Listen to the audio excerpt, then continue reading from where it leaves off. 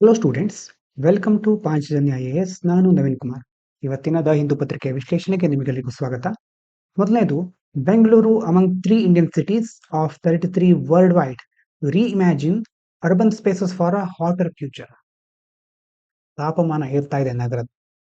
ತುಂಬಾ ನಗರಗಳು ಇತ್ತೀಚಿನ ದಿನಗಳಲ್ಲಿ ಇಂತಹ ಒಂದು ಘಟನೆಗಳಿಗೆ ಸಾಕ್ಷಿಯಾಗ್ತಾ ಇವೆ.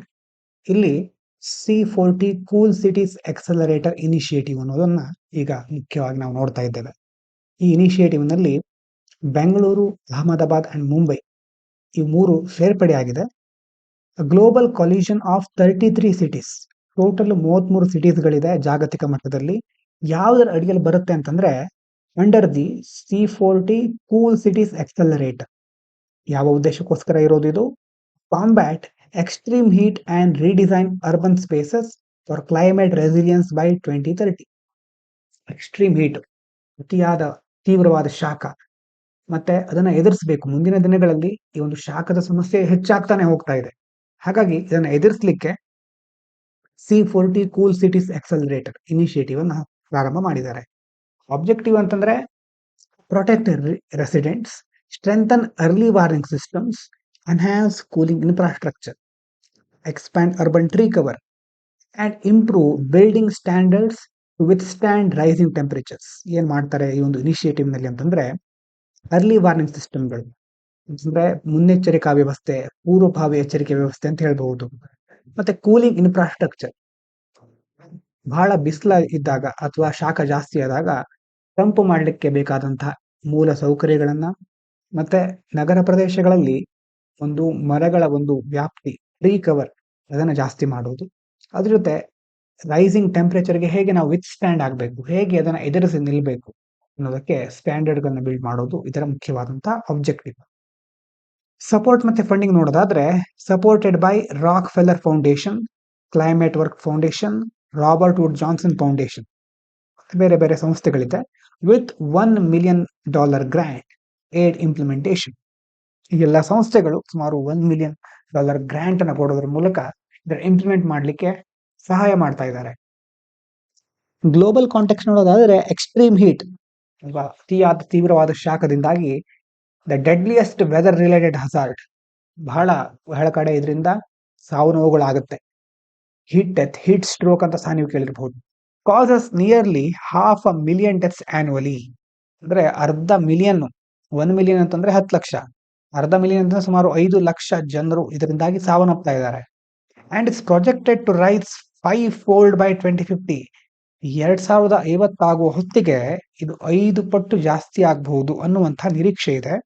Making urban heat adaptation a crucial policy focus under sustainable urban development and climate governance. ಹಾಗಾಗಿ ಇಷ್ಟು ದೊಡ್ಡ ಮಟ್ಟದಲ್ಲಿ ಇದು ಮುಂದೆ ಅಪಾಯ ಉಂಟು ಮಾಡುತ್ತೆ ಅಂತಂದ್ರೆ ಅರ್ಬನ್ ಹೀಟ್ ಅಡಾಪ್ಟೇಷನ್, ನಗರಗಳು ಹೇಗೆ ಇಂತಹ ಬದಲಾಗುತ್ತಿರುವ ವಾತಾವರಣಕ್ಕೆ, ಉಷ್ಣತೆಗೆ ಅಡಾಪ್ಟ್ ಮಾಡ್ಕೋಬೇಕು ಅನ್ನೋದನ್ನ ನೀತಿಯನ್ನ ನಿರೂಪಿಸುವಾಗ, ಹೊಸ ಹೊಸ ಕಾನೂನುಗಳನ್ನು ಜಾರಿಗೆ ತರಬೇಕಾದ್ರೆ ಫೋಕಸ್ ಆಗಿ ಇಟ್ಕೋಬೇಕು. ಆವಾಗ ಮಾತ್ರ ಸಸ್ಟೈನಬಲ್ ಅರ್ಬನ್ ಡೆವಲಪ್ಮೆಂಟ್ ಮಾಡ್ಲಿಕ್ಕೆ ಸಾಧ್ಯ ಆಗುತ್ತೆ, ಕ್ಲೈಮೇಟ್ ಗವರ್ನೆನ್ಸ್ ಚೆನ್ನಾಗಿ ಮುಂದುವರಿತಾ ಹೋಗುತ್ತೆ. ಇನ್ನು supreme court to review surrogacy ban on couples with 1 child. ಏನ್ ಕೇಸ್ ಇದೆ ಅಂತಂದ್ರೆ ಸುಪ್ರೀಂ ಕೋರ್ಟ್ ಡಿಸೈಡ್ ಮಾಡ್ಲಿಕ್ಕೆ ಹೊರಟಿದೆ. ಈಗ ಸರೋಗೆಸಿ ಅಂತಂದ್ರೆ ಬಾಡಿಗೆ ತಾಯ್ತನ. ಈಗ ಒಂದು ಮಗು ಇದ್ದವರು ಮತ್ತೆ ಬಾಡಿಗೆ ತಾಯ್ತನದ ಮೂಲಕ ಇನ್ನೊಂದು ಮಗುವನ್ನ ಪಡೆಯೋ ಹಾಗಿಲ್ಲ. ಈಗ ಅದಕ್ಕೆ ಸಂಬಂಧಪಟ್ಟ ಹಾಗೆ ಪೆಟಿಷನ್ ಸಲ್ಲಿಸಿದ್ದಾರೆ, ಅರ್ಜಿ ಸಲ್ಲಿಸಿದ್ದಾರೆ. ಆ ಅರ್ಜಿಗೆ ಸಂಬಂಧಪಟ್ಟ ಹಾಗೆ supreme court will decide if it's fair to stop couples already have 1 child from using surrogacy. Surrogacy ಅಂತಂದ್ರೆ ಬಾಡಿಗೆ ತಾಯ್ತನ ಗೊತ್ತಿದೆ ನಿಮ್ಗೆ, ಬೇರೆ ಒಂದು ತಾಯಿಯ ಗರ್ಭದಲ್ಲಿ ಮಗು ಬೆಳೀತಾ ಇರುತ್ತೆ, ಅದನ್ನ ಮತ್ತೆ ಅಡಾಪ್ಟ್ ಮಾಡ್ಕೊಳ್ತಾರೆ. Under surrogacy regulation act 2021.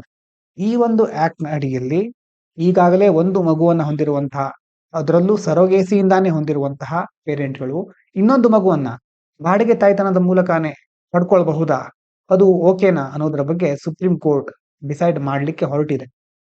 Government ಏನ್ ಹೇಳ್ತಾ ಇದೆ ಸೆಂಟರ್ ಅಂತಂದ್ರೆ ಸರೋಗೆಸಿ ಅನ್ನೋದು ಬೇಸಿಕ್ ರೈಟ್ ಅಲ್ಲ. ಯಾಕಂತಂದ್ರೆ ಅದರಲ್ಲಿ ಇನ್ನೊಬ್ಬ ಮಹಿಳೆಯ ಒಂದು ದೇಹ, ಒಬ್ಬ ಮಹಿಳೆಯ ಒಂದು ಹಕ್ಕು ಸಹ ಇನ್ವಾಲ್ವ್ ಆಗಿರುತ್ತೆ, involves another women's body, and the law is meant to protect surrogate mothers. ಆ ಸರೋಗೇಟ್ ಮದರ್ಗಳಿಗೆ ಪ್ರೊಟೆಕ್ಟ್ ಮಾಡಬೇಕು ಅನ್ನೋ ಕಾರಣದಿಂದಾಗಿ ಲಾ ಅನ್ನ ಹೀಗಿಟ್ಟಿದ್ದೇವೆ. ಇಲ್ದಿದ್ರೆ ಅವರು ಸಹ ದೇಹದಲ್ಲಿ ಎಷ್ಟೋ ಬದಲಾವಣೆಗಳಾಗುತ್ತೆ ಬಾಡಿಗೆ ತಾಯಿಯ ಒಂದು ಒಂದು ಆ ಕ್ರಮದಿಂದಾಗಿ. While keeping the process limited and safe. ಹಾಗಾಗಿ ಈ ಪ್ರೊಸೆಸ್ ಅನ್ನ ಕೇವಲ ಒಂದು ಮಗುವಿಗೆ ಮಾತ್ರ ಲಿಮಿಟೆಡ್ ಆಗಿಟ್ಟಿದ್ದೇವೆ, ಸೇಫ್ ಆಗಿರ್ಲಿಕ್ಕೆ ಅಂತ ಸರ್ಕಾರದ ವಾದ. ಈ ಕಡೆ ಪೆಟಿಷನರ್ಸ್ ಅಂತಂದ್ರೆ ಅರ್ಜಿ ಸಲ್ಲಿಸಿದವರ ವಾದ ಏನಂತಂದ್ರೆ, ಅವರ ಒಂದು ವ್ಯೂ ಪಾಯಿಂಟ್ ಏನಂತಂದ್ರೆ, the couple challenging the law says secondary infertility ಅಂತಂದ್ರೆ ಎರಡನೇ ಮಗುವನ್ನ ಹೊಂದಲಿಕ್ಕೆ ಸಾಧ್ಯ ಆಗದೆ ಇರೋದು, ಅದು ಸಹ ರಿಯಲ್ ಮತ್ತೆ ಪೇನ್ಫುಲ್ ಇಶ್ಯೂ ಅಲ್ವಾ, ಅದು ಸಹ ಒಂದು ಪೇನ್ಫುಲ್ ಆದ ಇಶ್ಯೂ. ಹಾಗಾಗಿ stopping them from using surrogacy, ಇವರಿಗೂ ಸಹ ಒಂದು ಸರೋಗೇಸಿಯಿಂದ ಮಗು ಪಡ್ಕೊಳ್ಳಿಕ್ಕೆ ಅವಕಾಶ ಇಲ್ಲ ಅಂತಂದ್ರೆ, it violates the right to make personal reproductive choices. ಅಂತಂದ್ರೆ ಪರ್ಸನಲ್ ಆಗಿ ರಿಪ್ರೊಡಕ್ಟಿವ್ ಚಾಯ್ಸ್, ಯಾವ ಮಗುವನ್ನ ಹೊಂದಬೇಕಾದಂತಹ ಒಂದು ಹಕ್ಕು ಅದಕ್ಕೆ ಧಕ್ಕೆ ಬಂದಾಗ ಆಗುತ್ತೆ ಆರ್ಟಿಕಲ್ 21 ಅಡಿಯಲ್ಲಿ ಅಂತ ಪೆಟಿಷನರ್ಸ್ ಅರ್ಜಿದಾರರ ವಾದ. ಇದು ಯಾವ ಒಂದು ತೀರ್ಪು ಕೊಡುತ್ತೆ, ಬಹಳ ಒಂದು ಕುತೂಹಲಕಾರಿಯಾದಂತಹ ವಿಷಯ ಇದು. ಮುಂದಿನ ದಿನಗಳಲ್ಲಿ ಸುಪ್ರೀಂ ಕೋರ್ಟ್ ಏನ್ ಹೇಳುತ್ತೆ ಅಂತ ಕಾದ್ ನೋಡೋಣ. ಅದ್ರ ಜೊತೆ ಸುಪ್ರೀಂ ಕೋರ್ಟ್ ಆನ್ಲೈನ್ ಟೂರ್ನಮೆಂಟ್ ಮತ್ತೆ ಕಾಂಪಿಟೇಷನ್ ಗಳ ಬಗ್ಗೆ ಏನ್ ಹೇಳಿದೆ ಅಂತಂದ್ರೆ, supreme court has indicated that online tournaments and competitions may be excluded from the scope of the Promotion and Regulation of Online Gaming Act 2025 as they do not constitute betting or gambling. ಅಲ್ವಾ, ಒಂದು ಲಾ act ಬಂದಿದೆ ಸ್ವಲ್ಪ ತಿಂಗಳುಗಳ ಹಿಂದೆ, ನಿಮ್ಗೆ ನೆನಪಿರಬಹುದು, promotion and regulation of online gaming act ಅಂತ. ಅದಕ್ಕೆ ಸಂಬಂಧಪಟ್ಟಂತಹ ಲಾದಲ್ಲಿ ಬೆಟ್ಟಿಂಗು, ಗ್ಯಾಮ್ಲಿಂಗ್ ಅನ್ನುವಂತಹ ಮುಂತಾದ ಆ್ಯಪ್ಗಳನ್ನ ಈಗ ಬ್ಯಾನ್ ಮಾಡಿದ್ದಾರೆ. ಆದ್ರೆ ಅದರಲ್ಲಿ ಈ ಆನ್ಲೈನ್ ಟೂರ್ನಮೆಂಟ್ಗಳು, ಕಾಂಪಿಟೇಷನ್ಗಳು, ಉದಾಹರಣೆಗೆ ಚೆಸ್ ಕಾಂಪಿಟೇಷನ್ ನಡೀತಾ ಇರುತ್ತೆ, ಅದು ಎಕ್ಸ್ಕ್ಲೂಡ್ ಆಗುತ್ತೆ. ಯಾಕಂತಂದ್ರೆ ಅಲ್ಲಿ ಬೆಟ್ಟಿಂಗು, ಗ್ಯಾಮ್ಲಿಂಗ್ ಇರೋದಿಲ್ಲ, ಹಾಗಾಗಿ ಅದನ್ನ ಬೇರೆ ತರ ಪರಿಗಣಿಸಬಹುದು ಅಂತ ಸುಪ್ರೀಂ ಕೋರ್ಟ್ ಹೇಳ್ತಾ ಇದೆ. Act aims to regulate money based online games. ಈ ಒಂದು ಆಕ್ಟ್ ತಂದಿರೋದು ಏನಕ್ಕೆ ಅಂತಂದ್ರೆ, ಯಾವುದರಲ್ಲಿ ಮನಿ ಇನ್ವಾಲ್ವ್ ಆಗಿರುತ್ತೋ, ಹಣದ ಒಂದು ವಿಷಯ ಬರುತ್ತೋ ಅದನ್ನ ರೆಗ್ಯುಲೇಟ್ ಮಾಡ್ಲಿಕ್ಕೆ ಆಕ್ಟ್ ಉದ್ದೇಶವನ್ನ ಇಟ್ಕೊಂಡಿದೆ. Associated banking services and advertisement focusing on preventing addiction and illegal financial activity. ಒಂದು ಅಡಿಕ್ಷನ್ ಕಡಿಮೆ ಮಾಡೋದು. ಈ ತರ ಆನ್ಲೈನ್ ಗೇಮು ನೀವು ಕೇಳಿರಬಹುದು, ಆನ್ಲೈನ್ ರಮ್ಮಿ ಮತ್ತೆ ಯಾವುದು ಬೇರೆ ಬೇರೆದ್ ಬರುತ್ತಲ್ವಾ, ತುಂಬಾ ಇರುತ್ತೆ. ದೊಡ್ಡ ದೊಡ್ಡ ಸ್ಟಾರ್ಸು, ನಟರುಗಳೆಲ್ಲ ಪ್ರಮೋಟ್ ಮಾಡ್ತಾ ಇರ್ತಿದ್ರು. ಅದನ್ನ ಕಡಿಮೆ ಮಾಡೋದು, ಫಿನಾನ್ಷಿಯಲ್ ಆಕ್ಟಿವಿಟಿ ಇಲ್ಲೀಗಲ್ ಆಗಿ ನಡೆಯೋದನ್ನ ಸಹ ತಪ್ಪಿಸೋದು ಅದರ ಉದ್ದೇಶ. ಕೋರ್ಟ್ ಅಬ್ಸರ್ವೇಷನ್ ಏನಂತಂದ್ರೆ, the bench of justice J B. Pardiwala and K V. Viswanathan noted that skill-based games and organized tournaments should not be treated at par with the gambling activity. Skill-based games ಅಂದ್ರೆ ಇಲ್ಲಿ ಜಾಸ್ತಿ ಕೌಶಲ್ಯ ಇರುತ್ತೆ, ಹಣದ ಇನ್ವಾಲ್ವ್ಮೆಂಟ್ ಇರೋದಿಲ್ಲ. ಹಾಗಾಗಿ ಇದನ್ನ ಗ್ಯಾಮ್ಲಿಂಗ್ ಆಕ್ಟಿವಿಟಿ ಅಂತ ಟ್ರೀಟ್ ಮಾಡ್ಲಿಕ್ಕೆ ಆಗೋದಿಲ್ಲ ಇಂಥ ಟೂರ್ನಮೆಂಟ್ಗಳನ್ನ. ಪಾಲಿಸಿ ರಿಲೆವೆನ್ಸ್ ನೋಡೋದಾದ್ರೆ, case highlights the evolving legal distinction between games of skill and games of chance, crucial for India's digital economy regulation and employment in the online gaming sector. Games of skill ಅಂತಂದ್ರೆ ಕೌಶಲ್ಯದಿಂದ ಆಡೋದು. ನಿಮ್ಗೆ ಆ ಕೌಶಲ್ಯ ಇದೆ ಅಂತಂದ್ರೆ ಅದರಲ್ಲಿ ನೀವು ಚೆನ್ನಾಗಿ ಸ್ಪರ್ಧಿಸಬಹುದು. ಗೇಮ್ಸ್ ಆಫ್ ಚಾನ್ಸ್ ಅಂತಂದ್ರೆ ನಿಮ್ ಕೌಶಲ್ಯ ಇದೆಯಾ ಇಲ್ವಾ ಅನ್ನೋದು ಅಲ್ಲಿ ಮಾತೇ ಬರಲ್ಲ. ಉದಾಹರಣೆಗೆ ಈಗ ಜೂಜಾಟ ಅಥವಾ ಗ್ಯಾಮ್ಲಿಂಗ್ ಅಂತ ಕರಿತೇವಲ್ವಾ, ಅಂತ ಆಟಗಳಲ್ಲಿ ಕೌಶಲ್ಯ ಏನು ಅಂತಂದ್ರೆ ಅಲ್ಲಿ ಬರೋದು, ಅದು ಪ್ರೆಡಿಕ್ಟ್ ಮಾಡ್ಲಿಕ್ಕೆ ಆಗಲ್ಲ. ನಿಮ್ ಚಾನ್ಸ್ ಎಷ್ಟಿದೆ ಅದ್ರ ಆಧಾರದ ಮೇಲೆ, ಲಕ್ ಬೇಸ್ಡ್ ಗೇಮ್ ಅಂತ ಹೇಳ್ಬಹುದು. ಅಲ್ಲೇ ಜಾಸ್ತಿ ಮನಿ ಎಲ್ಲ ಇನ್ವಾಲ್ವ್ ಆಗೋದಲ್ವಾ, ಬೆಟ್ಟಿಂಗ್ ಅನ್ನೋದೆಲ್ಲ ಅಲ್ಲೇ ಇನ್ವಾಲ್ವ್ ಆಗೋದು. ಹಾಗಾಗಿ ಅಂತ ಒಂದು ಎರಡು ವಿಧಗಳ ನಡುವೆ games of skill, games of chance, legal distinction ಈಗ ಮುಖ್ಯವಾಗಿ ಹೈಲೈಟ್ ಮಾಡ್ತಾ ಇದೆ ಈ ಕೇಸು. ಮುಂದಿನ ದಿನಗಳಲ್ಲಿ ಈ ಡಿಜಿಟಲ್ ಎಕಾನಮಿಯಲ್ಲಿ ಈ ಗೇಮ್ಸ್ ಗಳ ಪಾತ್ರ ಸಹ ಬಹಳ ಮಹತ್ವದ್ದು. ಹಾಗಾಗಿ ಅಲ್ಲೂ ಸಹ ಆನ್ಲೈನ್ ಗೇಮಿಂಗ್ ಸೆಕ್ಟರ್ ನಲ್ಲಿ ಸಹ ಎಂಪ್ಲಾಯ್ಮೆಂಟ್ ಕ್ರಿಯೇಟ್ ಆಗಲಿಕ್ಕೆ ಇಂತಹ ಒಂದು ಪ್ರಕ್ರಿಯೆಗಳು, ಕೇಸ್ಗಳು ಮುಖ್ಯವಾದ ಪಾತ್ರವನ್ನು ವಹಿಸುತ್ತವೆ. ಇವು ಸೈಂಟಿಸ್ಟ್ಗಳಿಗೆ ಸಂಬಂಧಪಟ್ಟ ಹಾಗೆ ಸೈನ್ಸ್ಗೆ black hole study. Scientist suggest that very small black holes called black hole morsel ಅಂತ ಕರೀತಾರೆ. ತುಂಬಾ ಸಣ್ಣ ಅಂತ ನಮ್ಮ ದೃಷ್ಟಿಯಲ್ಲಿ ದೊಡ್ಡದೆ, ಆದ್ರೆ ಇಲ್ಲಿ ಬ್ಲ್ಯಾಕ್ ಹೋಲ್ಗಳಲ್ಲಿ ಚಿಕ್ಕದು. They are formed during big space collisions, ದೊಡ್ಡ ಸ್ಪೇಸ್ ಕೊಲಿಷನ್ ಆಗ್ಬೇಕಾದ್ರೆ ಆಗಿರೋದು. Would help study how gravity and quantum physics work together. ಇದರ ಮೂಲಕ ಗ್ರಾವಿಟಿ ಮತ್ತೆ ಕ್ವಾಂಟಮ್ ಫಿಸಿಕ್ಸ್ ಹೇಗೆ ಒಟ್ಟಾಗಿ ವರ್ಕ್ ಆಗುತ್ತೆ ಅನ್ನೋದನ್ನ ಹೇಳಲಿಕ್ಕೆ ಹೆಲ್ಪ್ ಆಗಬಹುದು ಅಂತ ಹೇಳ್ತಿದ್ದಾರೆ. ಇನ್ನು strong radiation signals. Small black hole gives off powerful energy, Hawking radiation ಅಂತ ಕರಿತೇವೆ. ನೋಡಿ, ಇದು ಇಂಪಾರ್ಟೆಂಟ್. ಹಾಕಿಂಗ್ ರೇಡಿಯೇಷನ್ ಅನ್ನೋದು ಯಾವುದಕ್ಕೆ ಸಂಬಂಧಪಟ್ಟಿದ್ದು ಅಂತ ಪ್ರಿನ್ಸ್ ಅಲ್ಲಿ ಪ್ರಶ್ನೆ ಬಂದ್ರೆ ಮುಖ್ಯವಾಗಿ ಬ್ಲಾಕ್ ಹೋಲ್ಸ್ ಗಳಿಗೆ ಸಂಬಂಧಪಟ್ಟಿದ್ದು, ರೇಡಿಯೇಷನ್ಗೆ ಸಂಬಂಧಪಟ್ಟಿದ್ದು. ಆ ಸ್ಮಾಲ್ ಬ್ಲಾಕ್ ಹೋಲ್ಗಳು ಬಿಡುಗಡೆ ಮಾಡುವಂತಹ ಒಂದು ರೇಡಿಯೇಷನ್, ಪವರ್ಫುಲ್ ಎನರ್ಜಿಗೆ ಏನಂತ ಕರೀತಾರೆ? ಹಾಕಿಂಗ್ ವಿಕಿರಣ, ಹಾಕಿಂಗ್ ರೇಡಿಯೇಷನ್ ಅಂತ ಕರೀತಾರೆ. And may create gamma rays and neutrinos that can be detected with current space telescopes. ಅದರಿಂದಾಗಿ ಗಾಮಾ ರೇಗಳು, ನ್ಯೂಟ್ರಿನೋಗಳು ಬಿಡುಗಡೆ ಆಗಬಹುದು. ಅದನ್ನ ಈಗಿರುವಂತಹ ಸ್ಪೇಸ್ ಟೆಲಿಸ್ಕೋಪ್ಗಳ ಮೂಲಕ ನಾವು ಡಿಟೆಕ್ಟ್ ಮಾಡಬಹುದು. ಇನ್ನು ಬ್ರಿಕ್ಸ್ ಇಸ್ ಚಾಲೆಂಜಿಂಗ್ ಸ್ವಿಫ್ಟ್. ಹೇಗೆ ನೋಡಿ, ಬ್ರಿಕ್ಸ್ ಅಂತಂದ್ರೆ ಯಾವ್ಯಾವ ದೇಶಗಳು ಬರುತ್ತೆ ಅಂತಂದ್ರೆ ಹೆಸರಿನಲ್ಲಿ ಇರೋದು ಈ ದೇಶ, ಇದು ಬಿಟ್ಟು ಬೇರೆ ದೇಶಗಳು, ಅಬ್ಸರ್ವರ್ ಕಂಟ್ರಿಗಳು ಸಹ ನೋಡ್ಕೊಳ್ಳಿ ಕರೆಕ್ಟ್ ಆಗಿ. Brazil, Russia, India, China, South Africa. BRICS grouping working to reduce dependence on the dollar dominated financial system. ಎಲ್ಲ ಕಡೆ ನೀವು ನೋಡಿರಬಹುದು, ಡಾಲರ್ ಅಪಮೌಲ್ಯ, ಡಾಲರ್ ಮೌಲ್ಯ ಜಾಸ್ತಿ ಆಗೋದು, ಈ ತರ ಟರ್ಮ್ಗಳು ಬರ್ತಾ ಹೋಗುತ್ತೆ. ಡಾಲರ್ ಮೇಲೆ ಅಷ್ಟು ಅವಲಂಬನೆ ಆಗ್ಬಿಟ್ಟಿದ್ದೇವೆ. ಆದ್ರೆ ಈ ಒಂದು ಡಾಲರ್ ಡಾಮಿನೇಟೆಡ್ ಫಿನಾನ್ಷಿಯಲ್ ಸಿಸ್ಟಮ್ ಅನ್ನ, ಅದ್ರ ಮೇಲಿರೋ ಡಿಪೆಂಡೆನ್ಸಿನ ಕಡಿಮೆ ಮಾಡಲಿಕ್ಕೆ ಬ್ರಿಕ್ಸ್ ಗ್ರೂಪಿಂಗ್ ವರ್ಕ್ ಮಾಡ್ತಾ ಇದೆ. ಅಂಡ್ ದಿ ಸ್ವಿಫ್ಟ್ ನೆಟ್ವರ್ಕ್, ಒಂದು ಡಾಲರ್, ಇನ್ನೊಂದು SWIFT network, aiming for greater financial sovereignty. ಅಂದ್ರೆ ಆರ್ಥಿಕವಾಗಿ ಹಣಕಾಸಿಗೆ ಸಂಬಂಧಪಟ್ಟ ಹಾಗೆ ನಮಗೆ ನಮ್ಮದೇ ಆದಂತಹ ಒಂದು ಸಾರ್ವಭೌಮತೆ ಇರಬೇಕು. And protection from US sanction, ಡಾಲರ್ಗೆ ಸಂಬಂಧಪಟ್ಟ ಹಾಗೆ US ಸ್ಯಾಂಕ್ಷನ್ ವಿಧಿಸಬಹುದು. ಹಾಗಾಗಿ the initiative gained momentum after western sanctions on Russia and inclusion of Iran. US ನ ಕೆಲವು ಕ್ರಮಗಳು, ರಷ್ಯಾದ ಮೇಲೆ ಸ್ಯಾಂಕ್ಷನ್ ಇರಬಹುದು. ಇದರಿಂದಾಗಿ ಈಗ ಈ ಒಂದು ಬ್ರಿಕ್ಸ್ ಇನಿಷಿಯೇಟಿವ್ಗೆ ಜಾಸ್ತಿ ಒಂದು ಮೊಮೆಂಟಮ್ ಸಿಗ್ತಾ ಇದೆ. ಇದರಲ್ಲಿ ಅವರು ತೆಗೆದುಕೊಂಡಿರುವಂತಹ ಕೀ ಇನಿಷಿಯೇಟಿವ್ ಏನಂತಂದ್ರೆ BRICS pay, the BRICS cross border payment initiative seek to establish an alternative international payment system enabling settlements in local currencies. Dollar ಬೇಕಾಗೋದಿಲ್ಲ, ಈಗ ಲೋಕಲ್ ಕರೆನ್ಸಿಗಳಲ್ಲೇ ಸೆಟ್ಲ್ಮೆಂಟ್ ಮಾಡ್ಕೊಳ್ಳಕ್ಕೆ ಇದು ಅವಕಾಶ ಮಾಡಿಕೊಡುತ್ತೆ. Project builds upon the BRICS payment task force, ಈ task force ಮೂಲಕ build ಆಗಿರೋದು. And integrates members existing systems. ರಷ್ಯಾದು SPFs ಇದೆ, ಚೀನಾಸ್ದು CIPS, ಇಂಡಿಯಾಸ್ದು UPI, ಬ್ರೆಜಿಲ್ ಸ್ಪಿಕ್ಸ್, ಇದೆಲ್ಲ ಒಟ್ಟಾಗಿ ಇಂಟರ್ ಆಪರೇಬಿಲಿಟಿ ಅಂತ ಕರೀತೇವೆ, ಪರಸ್ಪರ ಕಾರ್ಯಸಾಧ್ಯತೆ. ನಮ್ದು ಅಲ್ಲಿ ವರ್ಕ್ ಆಗೋದು, ಅಲ್ಲಿದು ನಮ್ಮ ದೇಶದಲ್ಲಿ ವರ್ಕ್ ಆಗೋದು, ಈ ತರ ಇಂಟರ್ ಆಪರೇಬಿಲಿಟಿಯನ್ನ ಮುಖ್ಯವಾಗಿ ಇಲ್ಲಿ ಇಂಟಿಗ್ರೇಟ್ ಮಾಡಬಹುದು. ರೀಸೆಂಟ್ ಡೆವಲಪ್ಮೆಂಟ್ ನೋಡೋದಾದ್ರೆ prototype of BRICS pay was demonstrated in Moscow, the Kazan summit. ಆ ಸಮಿಟ್ ನಲ್ಲಿ ಬ್ರಿಕ್ಸ್ ಪೇ ಬಗ್ಗೆ ಡೆಮಾನ್ಸ್ಟ್ರೇಷನ್ ಕೊಟ್ಟಿದ್ರು. Highlighted cooperation on currency settlements and unveiled symbolic BRICS bank note. Symbolic ಆದಂತಹ BRICS bank note ಅನ್ನು ಸಹ unveil ಮಾಡಿದ್ರು.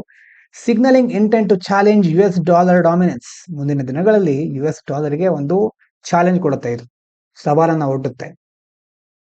ಆದ್ರೆ ಈ ಕಡೆ ಅದಕ್ಕೆ ಚಾಲೆಂಜಸ್ ಇರುತ್ತೆ, ಇದಕ್ಕೂ ಸಹ ಅಲ್ವಾ. ಜಿಯೋ ಪೊಲಿಟಿಕಲ್ ರಿಲೆವೆನ್ಸ್ ನೋಡೋದಾದ್ರೆ ಡೈವರ್ಜಿಂಗ್ ನ್ಯಾಷನಲ್ ಆಂಬಿಷನ್ಸ್, ಚೀನಾದ CIPS, ಇಂಡಿಯಾದ UPI may delay a unified system ದಿವೆ, but US tariff threats and sanctions pressures could accelerate political consensus. ಅಲ್ವಾ, ಈ ಕಡೆ US ನಿಂದ ನಮ್ಗೆ ಪ್ರೆಷರ್ ಬರಬಹುದು, ಟ್ಯಾರಿಫ್ ಥ್ರೆಟ್ಸ್ ಬರಬಹುದು, ಸ್ಯಾಂಕ್ಷನ್ಗಳು. UPS ನೋಡ್ಕೊಳ್ಳಿ, development is relevant under international economic institutions, global financial architecture and India's role in multilateral economic diplomacy. ಮೇನ್ಸಿಗೆ ಬರುವಂತಹ ಟಾಪಿಕ್ ಎಕನಾಮಿ, ಇಂಟರ್ನ್ಯಾಷನಲ್ ರಿಲೇಷನ್ ಎಲ್ಲ ಕಡೆ ಇದು ಇಂಪಾರ್ಟೆಂಟ್. ಈ ಟಾಪಿಕ್ ಮುಂದಿನ ದಿನಗಳಲ್ಲಿ is BRICS pay is good alternative for dollar ಅನ್ನುವಂಥ ಪ್ರಶ್ನೆ ಬರಬಹುದು, ಅಥವಾ ಅದರ ಬಗ್ಗೆ ಸಂಬಂಧಪಟ್ಟಾಗೆ ರಿಲೇಟೆಡ್ ಕ್ವಶನ್ಗಳಾದ್ರೂ ಬರಬಹುದು ಮೇನ್ಸ್ ಅಲ್ಲಿ. ಒಂದು ಆರ್ಟಿಕಲ್ ಡಿಸ್ಕಸ್ ಮಾಡೋಣ. India's forest hold the future. ಭಾರತದ ಕಾಡುಗಳು ಏನ್ ಹೇಳ್ತಾ ಇದ್ದಾರೆ? India's forest are key to balancing economic growth and climate goals. ಒಂದ್ ಕಡೆ ಆರ್ಥಿಕ ಗುರಿಗಳು ಇದೆ, ಇನ್ನೊಂದ್ ಕಡೆ ಕ್ಲೈಮೇಟ್ ಗೋಲ್ಸ್. ಈ ಎರಡನ್ನ ಸಹ ಬ್ಯಾಲೆನ್ಸ್ ಮಾಡ್ಕೊಂಡು ಹೋಗಲಿಕ್ಕೆ ನಮ್ಗೆ ಹೆಲ್ಪ್ ಮಾಡೋದು ಫಾರೆಸ್ಟ್ ಅಂತ ಈ ಆರ್ಟಿಕಲ್ ಹೇಳ್ತಾ ಇದ್ದಾರೆ. ನೋಡೋಣ. Government's green India mission aims to restore 25 million hectares of degraded land by 2030. 2030 ಹೊತ್ತಿಗೆ 25 ಮಿಲಿಯನ್ ಹೆಕ್ಟೇರ್ಸ್ನಷ್ಟು ಲ್ಯಾಂಡ್ ಡಿಗ್ರೇಡ್ ಆಗಿರೋ ಲ್ಯಾಂಡ್ ಅನ್ನ ಮತ್ತೆ ರೀಸ್ಟೋರ್ ಮಾಡೋದು, ಅದ್ರ ಮೂಲಕ ಕಾರ್ಬನ್ ಸಿಂಕ್ ಕ್ರಿಯೇಟ್ ಮಾಡಿ ಕ್ಲೈಮೇಟ್ ಆಕ್ಷನ್ಗೆ ರೆಡಿ ಆಗೋದು. But success will depend not just on planting trees. ಕೇವಲ ಗಿಡ ನೆಡೋದ್ರಿಂದ ಸಕ್ಸಸ್ಫುಲ್ ಆಗ್ಬಿಡ್ತೀವ? ಹಾಗಲ್ಲ. It's about quality restoration. ಏನೋ ಗಿಡ ನೆಟ್ಬಿಟ್ಟು ಒಂದಿನ, ನಮ್ ಕಡೆ ಎಲ್ಲ ವನ ಮಹೋತ್ಸವ ಅಂತ ಮಾಡ್ತಾರಲ್ವಾ, ಒಂದಿನ ಗಿಡ ನೆಡ್ತಾರೆ, ಮಾರನೇ ದಿನ ನೀರ್ ಹಾಕೋರು ಇರಲ್ಲ ಅಲ್ಲಿ. ಹಂಗಾಗಿ 4 ದಿನ ಆದ್ಮೇಲೆ ಅದು ಒಣಗಿರುತ್ತೆ, 5ನೇ ದಿನಕ್ಕೆ ಅಲ್ಲಿ ಗಿಡ ನೆಟ್ಟಿದ್ರು ಅಂತಾನೆ ಗೊತ್ತಾಗಿರೋದು. ಹಂಗಾಗಿ ಕ್ವಾಲಿಟಿ ರಿಸ್ಟೋರೇಷನ್ ಆಗ್ಬೇಕು. ಸುಮ್ನೆ ಹೆಸರಿಗೋಸ್ಕರ ಅಥವಾ ಪ್ರಚಾರಕ್ಕೋಸ್ಕರ ಮಾಡೋದಲ್ಲ, ಕಮ್ಯುನಿಟಿ ಪಾರ್ಟಿಸಿಪೇಷನ್ ಇರಬೇಕಾಗುತ್ತೆ. And smart financing. ಇವಾಗ ಫಿನಾನ್ಸಿಂಗ್ ಸಹ ಅಷ್ಟೇ ಇಂಪಾರ್ಟೆಂಟು. ಎಲ್ಲ ಇದ್ದಾಗ ಮಾತ್ರ ಅದು ಸಕ್ಸಸ್ಫುಲ್ ಆಗುತ್ತೆ. ಬ್ಯಾಕ್ಗ್ರೌಂಡ್ ನೋಡೋದಾದ್ರೆ, what is the green India mission? ಹಾಗಾದ್ರೆ it is part of national action plan on climate change. ಅದರ ಒಂದು ಭಾಗ. ಇದರ ಉದ್ದೇಶ ಏನಂತಂದ್ರೆ, restore forest and increase carbon absorption. ಕಾಡುಗಳ ಪ್ರಮಾಣವನ್ನ ಜಾಸ್ತಿ ಮಾಡೋದು, ಅದ್ರ ಮೂಲಕ ಕಾರ್ಬನ್ ಅಬ್ಸಾರ್ಪ್ಷನ್ ಇನ್ಕ್ರೀಸ್ ಆಗೋದು. ಹೊಸ ಟಾರ್ಗೆಟ್ ಈಗ ಗೊತ್ತಾಗಿದೆ, 25 ಮಿಲಿಯನ್ ಹೆಕ್ಟೇರ್ಸ್ಗಳಷ್ಟು ರಿಸ್ಟೋರ್ ಮಾಡೋದು. ಅದ್ರ ಮೂಲಕ 2030 ಬಳಕೆ 3.39 billion tons CO2 sink carbon absorption ಮಾಡ್ಲಿಕ್ಕೆ ಮುಂದಾಗೋದು. ಯಾಕೆ ಇಂಪಾರ್ಟೆಂಟ್ ಅಂತಂದ್ರೆ, ಫಾರೆಸ್ಟ್ ಆರ್ ಕಾರ್ಬನ್ ಅಬ್ಸಾರ್ಬರ್ಸ್. ಫಾರೆಸ್ಟ್ಗಳು ಕಾರ್ಬನ್ ಅಬ್ಸಾರ್ಬ್ ಮಾಡ್ಕೊಳ್ಳುತ್ತೆ. ಲೈವ್ಲಿಹುಡ್ ಸೋರ್ಸ್ಗಳು ಹೌದು. ಜೀವನೋಪಾಯಕ್ಕೆ ಎಷ್ಟೋ ಒಳ್ಳೆ ರೀತಿ ಆಧಾರವಾಕೊಂಡಿದೆ. ಬಯೋಡೈವರ್ಸಿಟಿಯನ್ನು ಪ್ರೊಟೆಕ್ಟ್ ಮಾಡುತ್ತೆ. Nearly 200 million Indians depend on forest for survival. ಅದು ಫ್ಯೂಯಲಿಗೆ ಇರಬಹುದು, ಫುಡ್, ಫಾಡರ್, ಲೈವ್ಲಿಹುಡ್ ಎಲ್ಲದಕ್ಕೂ ಸಂಬಂಧಪಟ್ಟ ಹಾಗೆ ಸುಮಾರು 200 ಮಿಲಿಯನ್ ಇಂಡಿಯನ್ಸ್ ಫಾರೆಸ್ಟ್ ಮೇಲೆ ಡಿಪೆಂಡ್ ಆಗಿದ್ದಾರೆ. ದ ಕ್ವಾಲಿಟಿ ಕ್ವಶನ್ ಇದು important. 2025 IIT Kharagpur Bombay BITS study found that 12% decline in photosynthetic efficiency in dense forest due to heat and soil dryness. 12% decline ಆಗಿದೆ. ಯಾವುದರಲ್ಲಿ? ಫಾರೆಸ್ಟ್ಗಳ, dense forest, ಅದರಲ್ಲೂ ದಟ್ಟವಾದ ಕಾಡುಗಳಲ್ಲಿ photosynthetic ಎಫಿಷಿಯನ್ಸಿಯಲ್ಲಿ 12% ಕಡಿಮೆ ಆಗಿದೆ. ಯಾಕೆ? ಕಾರಣ ಏನು? ಹೀಟು ಮತ್ತೆ ಸಾಯಿಲ್ ಡ್ರೈನೆಸ್. ಅದರ ಅರ್ಥ, tree exist but are less effective at carbon absorption. ಮರಗಳಿದೆ, ಆದ್ರೆ ಕಾರ್ಬನ್ ಅಬ್ಸಾರ್ಪ್ಷನ್ ಅಲ್ಲಿ ಎಷ್ಟು ಎಫಿಷಿಯಂಟ್ ಆಗಿಲ್ಲ, ಎಫೆಕ್ಟಿವ್ ಆಗಿಲ್ಲ. ಇದರ ಅರ್ಥ ಏನು? ಮರ ಇದ್ದ ಮಾತ್ರಕ್ಕೆ ಕಾರ್ಬನ್ ಸಿಂಕ್ ಜಾಸ್ತಿ ಆಗುತ್ತೆ ಅಂತ ಅಲ್ಲ. ಹಾಗಾಗಿ ಹೆಲ್ದಿ, ಡೈವರ್ಸ್, ಕ್ಲೈಮೇಟ್ ರೆಸಿಲಿಯಂಟ್ ಫಾರೆಸ್ಟ್ಗಳು ಬೇಕು, not just planting numbers. Number ಇಷ್ಟು ಮರ ನೆಟ್ಟಿವಿ ಅಂತಂದ್ರೆ ಆಗೋದಿಲ್ಲ. ಆ ಮರ ಗಿಡ ಹೆಲ್ದಿ, ಡೈವರ್ಸ್ ಮತ್ತೆ ಕ್ಲೈಮೇಟ್ ರೆಸಿಲಿಯಂಟ್ ಆಗಿರಬೇಕು. ಅಚೀವ್ಮೆಂಟ್ ನೋಡೋದಾದ್ರೆ 2015-21 ಒಂದು ಅವಧಿಯಲ್ಲಿ ಫಾರೆಸ್ಟ್ ಕವರು 24.16 ಇದ್ದರದ್ದು 25.17% ಅಷ್ಟು ಇನ್ಕ್ರೀಸ್ ಆಗಿದೆ. ಲ್ಯಾಂಡ್ ಎ ಫಾರೆಸ್ಟ್ ಆಗಿರೋದು 11.22 ಮಿಲಿಯನ್ ಹೆಕ್ಟೇರ್ಸ್. ಫಂಡ್ಸ್ ಯೂಸ್ ಆಗಿರೋದು 575 ಕೋಟಿ 18 ರಾಜ್ಯಗಳಲ್ಲಿ. ಹಾಗಾದ್ರೆ ಪ್ರೋಗ್ರೆಸ್ ಇದೆ, ಆದ್ರೆ ಮಾಡೆಸ್ಟ್ ಆಗಿದೆ. ನಾವು the GIM blue print focus on biodiversity rich zones. ಈ GIM ನಲ್ಲಿ ಅರಾವಳಿ, ವೆಸ್ಟರ್ನ್ ಘಾಟ್ಸ್, ಮ್ಯಾಂಗ್ರೋವ್ಸ್, ಹಿಮಾಲಯಸ್ ಇದ್ರ ಮೇಲೆ ಫೋಕಸ್ ಮಾಡ್ತಾರೆ. Agro forestry, water shed, CAMPA funds ಎಲ್ಲವನ್ನ ಇಂಟರ್ಲಿಂಕ್ ಮಾಡ್ತಾ ಹೋಗ್ತಾರೆ. ಆದ್ರೆ ಚಾಲೆಂಜಸ್ ಇದೆ. Community participation. Forest right act empowers local to manage forest. ಅದರಲ್ಲಿ ಲೋಕಲ್ಸ್ಗೆ ಫಾರೆಸ್ಟ್ ಮ್ಯಾನೇಜ್ ಮಾಡಲಿಕ್ಕೆ ಅವಕಾಶಗಳಿದೆ. But many afforestation projects ignore local rights and consent. ಅಲ್ವಾ? ಈ ಎಫಾರೆಸ್ಟೇಷನ್ ಮಾಡಬೇಕಾದ್ರೆ ಆವಾಗ್ಲೂ ಸಹ ಅಲ್ಲಿನ ಲೋಕಲ್ ಕಮ್ಯುನಿಟಿ ಅವರನ್ನ ಪರಿಗಣಿಸೋದೇ ಇಲ್ಲ. ಅವಾಗ ಅದರಿಂದ ಮಿಸ್ಟ್ರಸ್ಟ್, ಸರ್ಕಾರದ ಮೇಲೆ ನಂಬಿಕೆ ಕಳೆದು ಹೋಗ್ಬಿಡೋದು ಉಂಟಾಗುತ್ತೆ. ಹಾಗಾಗಿ ಅವಾಗ ಕಾನ್ಫ್ಲಿಕ್ಟ್ ಎದುರಾಗಬಹುದು. ಅವಾಗ ಅದಕ್ಕೆ ಬೆಸ್ಟ್ ಪ್ರಾಕ್ಟೀಸ್ ಏನು? Odisha joint forest management committee share revenue ಅಂತಂದ್ರೆ ಅಲ್ಲಿ ಜಾಯಿಂಟ್ ಆಗಿ ಮಾಡ್ತಾರೆ. ಛತ್ತೀಸ್ಗಢದಲ್ಲಿ mahua plantations in tribal areas linking ecology livelihood. Mahua plantations ಛತ್ತೀಸ್ಗಢದು ಟ್ರೈಬಲ್ ಏರಿಯಾಸ್ಗಳನ್ನ ಲಿಂಕ್ ಮಾಡುತ್ತೆ. ಮುಖ್ಯವಾಗಿ ಇಕಾಲಜಿನು ಮತ್ತೆ ಲೈವ್ಲಿಹುಡ್ ಎರಡನ್ನ ಸಹ ಬ್ಯಾಲೆನ್ಸ್ ಮಾಡ್ಕೊಂಡು ಹೋಗ್ತಾರೆ. ಇಕಾಲಜಿಕಲ್ ಡಿಸೈನ್ಗೆ ಸಂಬಂಧಪಟ್ಟ ಹಾಗೆ ಓಲ್ಡ್ ಪ್ಲಾಂಟೇಶನ್ ಡ್ರೈವ್ಸ್ ಯೂಸ್ಡ್ ಮೋನೋಕಲ್ಚರ್ಸ್.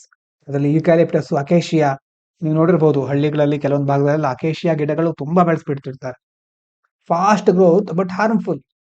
ತುಂಬಾ ಬೇಗ ಬೆಳೆಯುತ್ತೆ, ಆದ್ರೆ ನೋಡಿ ಗ್ರೌಂಡ್ ವಾಟರ್ ಡಿಪ್ಲೀಷನ್ ಆಯ್ತು, ಬಯೋಡೈವರ್ಸಿಟಿ ಕಡಿಮೆ ಆಯ್ತು, ವಲ್ನರೇಬಲ್ ಟು ಡ್ರಾಟ್ಸ್. ಹಾಗಾಗಿ ಹಳೆ ಕಾಲದ ಪ್ಲಾಂಟೇಶನ್ ಡ್ರೈವ್ಸ್ಗಳು ಮೋನೋಕಲ್ಚರ್ ಯೂಸ್ ಮಾಡ್ತಾ ಇತ್ತು. ನ್ಯೂ ಫೋಕಸ್ ಏನು ಈಗ? Native site specified species.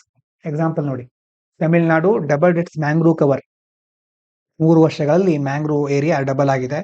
Helps with carbon storage plus coastal protection. Tsunami ಇಂತಹ ಸಂದರ್ಭದಲ್ಲಿ ಮ್ಯಾಂಗ್ರೋವ್ಗಳಿದ್ರೆ ಅದು ಪ್ರೊಟೆಕ್ಟ್ ಮಾಡುತ್ತೆ ಕೋಸ್ಟ್ ಅನ್ನ, ಕಾರ್ಬನ್ ಸ್ಟೋರೇಜ್ಗೂ ಹೆಲ್ಪ್ ಮಾಡುತ್ತೆ. ಇನ್ನು ಫಂಡ್, ಕ್ಯಾಂಪಾ ಫಂಡ್ ಇದೆ 95,000. ಕ್ಯಾಂಪಾ ಅಂತಂದ್ರೆ ಏನು, ಫುಲ್ ಫಾರ್ಮು ತಿಳ್ಕೊಂಡು ಕಮೆಂಟ್ ಮಾಡಿ, ಇಂಪಾರ್ಟೆಂಟ್ ಅದು. 95,000 crore ಅವೈಲೇಬಲ್ ಬಟ್ ಪುವರ್ಲಿ ಯೂಸ್ಡ್. 95,000 ಕೋಟಿ ಇದೆ, ಆದ್ರೆ ಕರೆಕ್ಟಾಗಿ ಯೂಸ್ ಮಾಡಲಿಲ್ಲ. Delhi used only 23%. GIM depends heavily on CAMPA fund. GIM ಇರೋದೇ ಕ್ಯಾಂಪಾ ಫಂಡ್ ಮೇಲೆ. ನಿಮಗೆ ಹೊಸ ಎಕ್ಸ್ಪೆರಿಮೆಂಟ್ ನೋಡಿ, ಹಿಮಾಚಲ ಪ್ರದೇಶದಲ್ಲಿ ಬಯೋಚಾರ್ ಪ್ರೋಗ್ರಾಮ್, ಅದನ್ನ ಯೂಸ್ ಮಾಡಿ ಕಾರ್ಬನ್ ಕ್ರೆಡಿಟ್ ಮತ್ತೆ ಫೈರ್ ರಿಸ್ಕ್ ರಿಡಕ್ಷನ್ ಅನ್ನ ಮುಂದುವರಿಸ್ಕೊಂಡು ಹೋಗ್ತಾ ಇದ್ದಾರೆ. ಉತ್ತರ ಪ್ರದೇಶದಲ್ಲಿ 39 crore ಸ್ಯಾಪ್ಲಿಂಗ್ಸ್. ಇದ್ರ ಮೂಲಕ ಲೋಕಲ್ ಪಂಚಾಯತ್ಸ್ ಕಾರ್ಬನ್ ಮಾರ್ಕೆಟ್ ಅನ್ನ ಲಿಂಕ್ ಮಾಡ್ತಾ ಕನೆಕ್ಟ್ ಮಾಡ್ತಾ ಇದ್ದಾರೆ. ಆದ್ರೆ ಏನ್ ಮಾಡ್ಬೇಕು ಮುಂದಿನ ದಿನಗಳಲ್ಲಿ? Smart forest restoration. ಮೊದಲು ಕಮ್ಯುನಿಟಿ ಎಂಪವರ್ಮೆಂಟ್ ಅಲ್ವಾ, ಲೋಕಲ್ಸ್ ಗಳನ್ನ ಸಹ ಪ್ಲಾನಿಂಗ್ ಅಲ್ಲಿ ಇನ್ವಾಲ್ವ್ ಮಾಡ್ಕೊಳ್ಬೇಕು. ಅವರ FRA ಫಾರೆಸ್ಟ್ ರೈಟ್ಸ್ ಆಕ್ಟ್ ಅನ್ನ ಪ್ರೊಟೆಕ್ಟ್ ಮಾಡಬೇಕು. ಮತ್ತೆ ecological capacity, train forest staffs in biodiversity and native species restoration. ಹೇಗೆ ಬಯೋಡೈವರ್ಸಿಟಿ ಪ್ರೊಟೆಕ್ಟ್ ಮಾಡೋದು, ನೇಟಿವ್ ಸ್ಪೀಶೀಸ್ಗಳನ್ನ ಹೇಗೆ ರಿಸ್ಟೋರ್ ಮಾಡೋದು? ಉತ್ತರಾಖಂಡ್, ಕೊಯಂಬತ್ತೂರು, ಬೈರ್ನಾಟ್ ಅಂತ ಅನ್ಸುತ್ತೆ, ಬೈದ್ನಿ ಹಾತ್, ಎಲ್ಲಿ ನೋಡ್ಕೊಳ್ಳಿ ಕರೆಕ್ಟ್ ಆಗಿ. ಇದೆಲ್ಲ ಕಡೆ ಸ್ಪೀಶೀಸ್ ಮತ್ತೆ ಫಾರೆಸ್ಟ್ ರಿಸ್ಟೋರೇಷನ್ ಮಾಡ್ಲಿಕ್ಕೆ ಮುಂದಾಗೋದು. Smart use of funds, CAMPA ಇರಬಹುದು, ಕಾರ್ಬನ್ ಕ್ರೆಡಿಟ್, ಕಾರ್ಪೊರೇಟ್ CSR ಎಲ್ಲವನ್ನ ಕರೆಕ್ಟ್ ಆಗಿ ಯೂಸ್ ಮಾಡ್ಕೊಳ್ಳೋದು. ಮತ್ತೆ ಯೂಸ್ ಮಾಡ್ಕೊಳ್ಬೇಕಾದ್ರೆ ಟ್ರಾನ್ಸ್ಪರೆನ್ಸಿ, ಅಕೌಂಟಬಿಲಿಟಿ ಬಹಳ ಇಂಪಾರ್ಟೆಂಟ್. ಪಬ್ಲಿಕ್ ಡ್ಯಾಶ್ ಬೋರ್ಡ್ ಅಲ್ವಾ, ಅಂತ ಸಾರ್ವಜನಿಕವಾಗಿ ಯಾವ ತರ ಪ್ರಗತಿ ಆಗ್ತಾ ಇದೆ ಅನ್ನೋದ್ರ ಬಗ್ಗೆ ಮಾಹಿತಿ ಕೊಡೋದು. Survival rates, fund use, species mix, participation ಎಲ್ಲದರ ಬಗ್ಗೆ ಮಾಹಿತಿ ಕೊಡೋದು. ಇಂಟಿಗ್ರೇಟ್ ಸೈನ್ಸ್ ಅಂಡ್ ಪಾಲಿಸಿ, ಮುಖ್ಯವಾಗಿ satellite mapping, remote sensing, research partnership, adaptive management ಎಲ್ಲವನ್ನು ಇಂಟಿಗ್ರೇಟ್ ಮಾಡೋದು. ಅದರ ಮೂಲಕ building blocks India already has. ನೋಡಿ, ನಮ್ಮ ದೇಶದಲ್ಲಿ ಸ್ಟ್ರಾಂಗ್ ಲೀಗಲ್ ಫ್ರೇಮ್ವರ್ಕ್ ಇದೆ, FRA ಇದೆ, ಫಾರೆಸ್ಟ್ ಕನ್ಸರ್ವೇಷನ್ ಆಕ್ಟ್ ಇದೆ. ಫಿನಾನ್ಸಿಂಗ್ ಪೂಲಿಗೋಸ್ಕರ ಕ್ಯಾಂಪಾ, CSR, ಕಾರ್ಬನ್ ಮಾರ್ಕೆಟ್ಸ್ ಇದೆಲ್ಲ ಇದೆ. ಇನ್ಸ್ಟಿಟ್ಯೂಷನ್ಗೆ ಸಂಬಂಧಪಟ್ಟಾಗೆ trained officers, forestry institutes. Local innovation ಮಾಡಲಿಕ್ಕೆ ಸಂಬಂಧಪಟ್ಟಾಗೆ ಒಡಿಶಾ, ತಮಿಳುನಾಡು, ಹಿಮಾಚಲ ಪ್ರದೇಶ್ ಎಲ್ಲ ಕಡೆ ಸಕ್ಸಸ್ಫುಲ್ ಆಗಿದೆ. ಇಷ್ಟೆಲ್ಲ ಇದೆ, ಹಾಗಾದ್ರೆ ಇನ್ನು ಏನ್ ಬೇಕಾಗಿರೋದು? ಇದ್ರ ಜೊತೆ ಅಲೈನ್ಮೆಂಟ್, ಎಲ್ಲವನ್ನ ಸರಿಯಾದ ರೀತಿಯಲ್ಲಿ ಅಳವಡಿಸ್ಕೊಳ್ಬೇಕು. ಕೋಆರ್ಡಿನೇಷನ್ ಇಂಪಾರ್ಟೆಂಟ್, ಅಕೌಂಟೆಬಿಲಿಟಿ ಇದು ಬೇಕಾಗಿರೋದು. ಉಳಿದಿದ್ದು ಎಲ್ಲ ಇದೆ ನಮ್ಮ ಹತ್ರ, ಹಾಗಾಗಿ ಇದನ್ನ ಸರಿಯಾಗಿ ಜಾರಿಗೊಳಿಸಬೇಕು. ಯಾಕೆ forest, why forest future capital ಅಂತ ಹೇಳೋದು? Forest are not just green cover, they are natural infrastructure. Just ಹಸಿರು ಪ್ರದೇಶಗಳಲ್ಲ ಅದು, ಅಲ್ವಾ, ನೈಸರ್ಗಿಕ ಮೂಲ ಸೌಕರ್ಯಗಳು. ಹಾಗಾಗಿ ಕಾರ್ಬನ್ ಸ್ಟೋರ್ ಮಾಡುತ್ತೆ, ಸಾಯಿಲ್ ಇರೋಷನ್ ಪ್ರಿವೆಂಟ್ ಮಾಡುತ್ತೆ, ವಾಟರ್ ಸಿಸ್ಟಮ್ ಸಪೋರ್ಟ್ ಮಾಡುತ್ತೆ, ಬಯೋಡೈವರ್ಸಿಟಿ ಸಸ್ಟೈನ್ ಆಗುತ್ತೆ, ಲೈವ್ಲಿಹುಡ್, ಮಿಲಿಯನ್ಸ್ ಪೀಪಲ್ಗಳಿಗೆ ಲೈವ್ಲಿಹುಡ್ ಪ್ರೊವೈಡ್ ಮಾಡುತ್ತೆ. As India moves towards Viksit Bharat, ನಮ್ಮ ಗುರಿ ಏನಿದೆ 2047ಕ್ಕೆ ವಿಕಸಿತ ಭಾರತ ಆಗೋದು. Forest are economic asset our natural capital for resilience and prosperity. Forest ಅನ್ನೋದು ಸಹ ಎಕನಾಮಿಕ್ ಅಸೆಟ್. ಇದ್ರ ಮೂಲಕ ನಮ್ಮ ನ್ಯಾಚುರಲ್ ಕ್ಯಾಪಿಟಲ್ ಇದು, ರೆಸಿಲಿಯನ್ಸ್, ಪ್ರಾಸ್ಪೆರಿಟಿಯನ್ನ ನಮಗೆ ಪಡ್ಕೊಳ್ಳಿಕ್ಕೆ ಕಾಡುಗಳು ಬಹಳ ಇಂಪಾರ್ಟೆಂಟ್ ಅಂತ ಈ ಒಂದು ಆರ್ಟಿಕಲ್ ಅಲ್ಲಿ ಹೇಳ್ತಾ ಇದ್ದಾರೆ. ಇವಿಷ್ಟು ಇವತ್ತಿನ ಮುಖ್ಯವಾದ ವಿಚಾರಗಳು. ಎಲ್ಲರಿಗೂ ಧನ್ಯವಾದಗಳು. ಇದು ಪಾಂಚಜನ್ಯ IAS.